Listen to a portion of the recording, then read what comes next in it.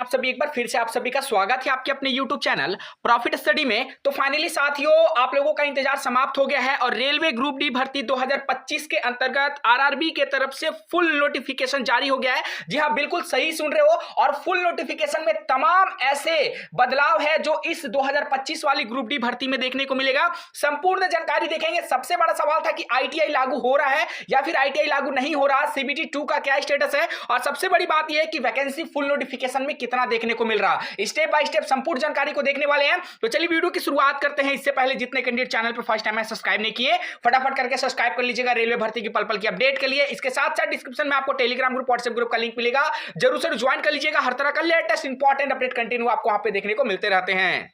Railway की किसी भी भर्ती के एग्जाम की तैयारी कर रहे हो तो आज की इस वीडियो में आप लोगों के लिए बेस्ट बुक लेके आए जो आपका किरण पब्लिकेशन की तरफ से रिलीज किया गया है, रेलवे ऑल एग्जाम मैथमेटिक्स करके, जिसमें आपका chapter wise type by solve paper देखने को मिलेंगे। 10,000 से ज्यादा इसमें प्रीवियस ईयर प्रश्न देखने को मिलेंगे। इसके साथ साथ सेम आपका किरण पब्लिकेशन की तरफ से रीजनिंग रेलवे ऑल एग्जाम करके यहाँ पे बुक जो है देखने को मिलता है, जिसमें आपका 8700 से ज्यादा प्रीवियस ईयर सॉल्व पेपर देखने को मिलता है। और सेम इसी प्रकार रेलवे ऑल एग्जाम किरण पब्लिकेशन की तरफ से सामान्य जानकारी, सामान्य विज्ञान चैप्टर वाइज प्रीवियस ईयर 3790 से भी ज्यादा सॉल्व पेपर मिलता है। और अगर आप स्पेशली ग्रुप डी की तैयारी कर रहे हो तो ग्रुप डी की तरफ से जो प्रीवियस ईयर पेपर आया था 2022 में जो एग्जाम हुआ था का सारा आपका पोस्ट का प्रीवियस ईयर सॉल्व पेपर के साथ साथ 1 से लेकर 40 तक इसमें आपका सेट देखने को मिलता है। तो सभी बुक को खरीदने के लिए डिस्क्रिप्शन में आपको लिंक मिलेगा, नहीं तो नियरेस्ट बुक स्टोर पे जाकर इस बुक को परचेस कर सकते हो।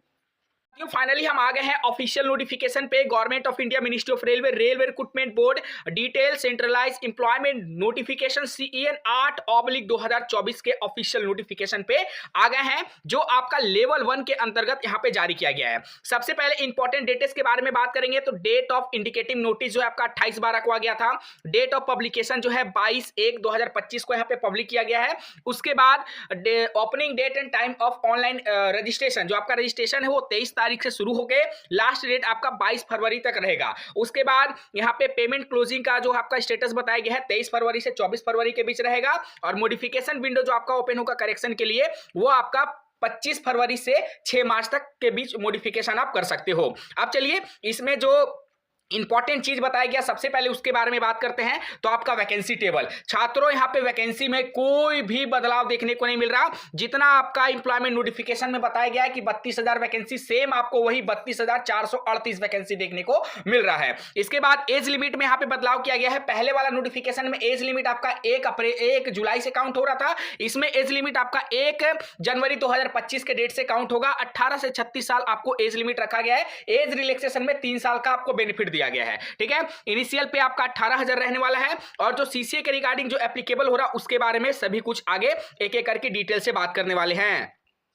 एजुकेशनल क्वालिफिकेशन के बारे में बात करें तो यहां पे बोला गया है कि जिनका रिजल्ट अभी आया नहीं है, जो वेटिंग वाले हैं, वो यहां पे फॉर्म फिल नहीं कर सकते हैं। अगर क्लोजिंग डेट तक आपका रिजल्ट अगर आ जाता है तो आप आराम से फॉर्म फिल कर सकते हैं। ठीक है, अब यहां पे बात करते हैं नेक्स्ट की आपका क्वालिफिकेशन वगैरह क्या रखा गया है, क्योंकि सबसे ज्यादा जो माथामारी हुआ है वो क्वालिफिकेशन को लेकर यहां पे जारी किया गया है। चलिए यहां पे नेक्स्ट ये देखिए, यहां पे अगर बात करेंगे stage of examination, stage of examination में बात करेंगे तो the exam shall be single stage computer based, मतलब सिर्फ और सिर्फ एक सीबीटी होगा।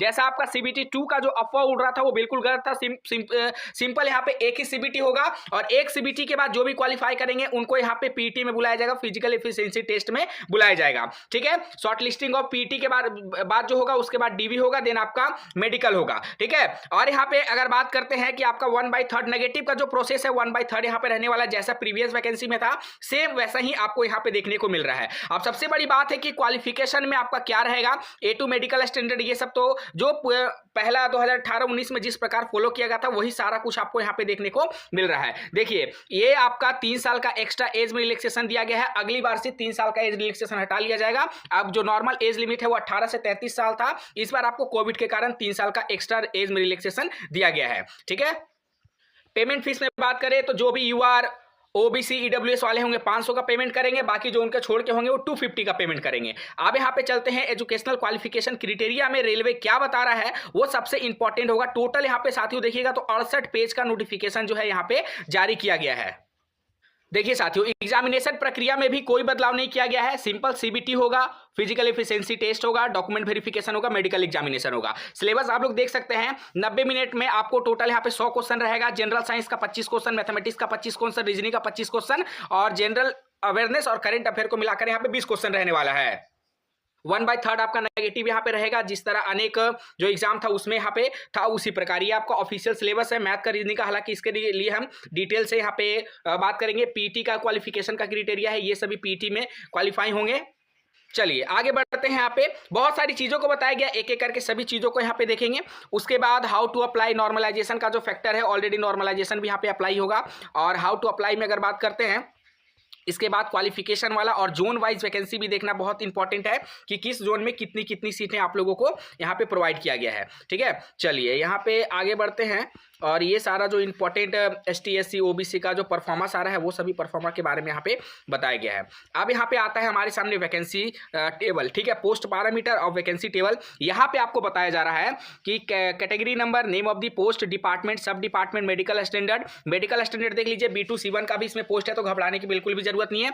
18 से 36 एज लिमिट है। क्वालिफिकेशन देखिए, क्वालिफिकेशन बहुत ही मैटर करता है। तो क्वालिफिकेशन में आपको बताया जा रहा कि 10th पास और ITI और इक्विवेलेंट और national apprenticeship certificate NSE granted by NCBT। इसका मतलब यह है कि रेलवे ने सभी पोस्ट पर 10वीं लागू कर दी है, मतलब इसमें ITI को अभी तक इंट्रोड्यूस नहीं किया गया है। ठीक है, ठीक है, मतलब ITI को हटा दिया गया है। अब अभी देखते हैं कि जो हमारा मामला कोर्ट में चल रहा है, कोर्ट का फैसला आने के बाद यहाँ पे रेलवे बोर्ड क्या बदलाव करता है। हालांकि AIRF का तो अलग ही बयान आ रहा था कि फिर से आपको इंट्रोड्यूस किया जाएगा, वो तो बात की बात है। पर अभी यही रेलवे बोर्ड ऑफिशियल नोटिफिकेशन में जारी कर रहा है कि भैया हम सभी पोस्ट पर 10वीं लागू कर रहे हैं, ITI का कोई भी अलग से रोल नहीं है। देख लीजिए, टोटल यहाँ पे 14 कैटेगरी का वैकेंसी निकाला गया है और उन सभी 14 कैटेगरी में यहाँ पे ITI को लागू कर दिया गया है। ठीक है, सॉरी 10th को लागू कर दिया गया है, ITI को हटा दिया गया। जैसा रेलवे ने अपना नोटिस जारी किया था, same to same official notification में भी वैसा ही देखने को मिल रहा है। ये आपका देखिए वैकेंसी टेबल है। ये वैकेंसी टेबल आप लोग यहाँ पे देख सकते हैं, टोटल 14 कैटेगरी का यहाँ पे जारी किया गया है, जिसमें आपका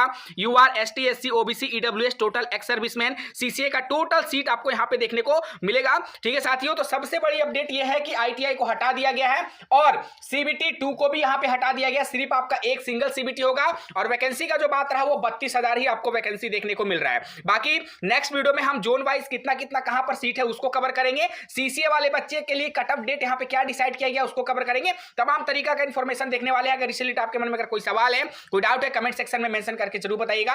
सबसे दुख की बात यह है ना साथियों कि इसमें ITI को हटा दिया गया है। फिर भी टेंशन मत लीजिए, अभी हम लोगों का मामला कोर्ट में चल रहा है और आज उसकी हायरिंग थी। बाकी जो अपडेट आएगा आपको शाम तक पूरा अपडेट प्रोवाइड किया जाएगा। आज के लिए इतना ही। पूरा नोटिफिकेशन के लिए डिस्क्रिप्शन में आपको टेलीग्राम का लिंक मिलेगा, वहां से आपको नोटिफिकेशन मिल जाएगा, डाउनलोड कर लीजिएगा। और बाकी जो भी आपका सवाल होगा ग्रुप डी से रिलेटेड, कमेंट सेक्शन में मेंशन करके जरूर बताइएगा, ताकि आपको अगले वीडियो में आपके सवालों को इंट्रोड्यूस किया जा सके। आज के लिए इतना ही, तब तक के लिए जय हिंद, जय भारत।